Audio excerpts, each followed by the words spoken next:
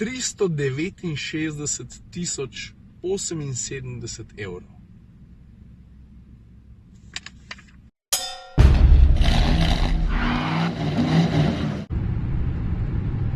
Dober dan, S-klasa se vrača.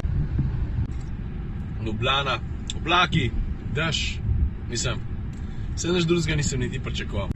Veš kaj še ful fajn, takole, ko se odločiš na avtocesti, koga prehiteti, pa za par trenutkov pohodiš gas do konca, pa imam zdaj tukaj nastavljen G-meter, spodaj pod G-metrom, je pa še navor, ki je v tistem trenutku sproščen na vsa 4 kolesa. Pazi zdaj. Stari, je tole Kapitanovič? My brother from another mother. Valjda, frajar z BMW-jem. Lega, kada je pripravljen na štart? Stari. Lega, dec tole testira 6 GT. Saša prav, da ta avto včasih, ne bom rekel, da je bil grd, ampak zdaj je zihar malo manj to, kar je bil včasih. Malo bolj luštno za pogled. Pa mim grede, pazi zdaj to. Bam! Ajde, se vidimo.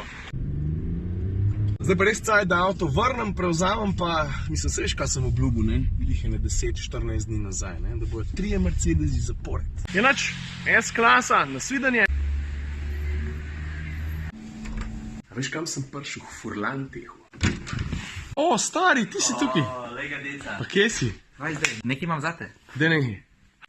Nič posebnega, Mercedes v ključ, samo da ta Mercedes je ki mu je ime tudi Maybach. Maybach, baby!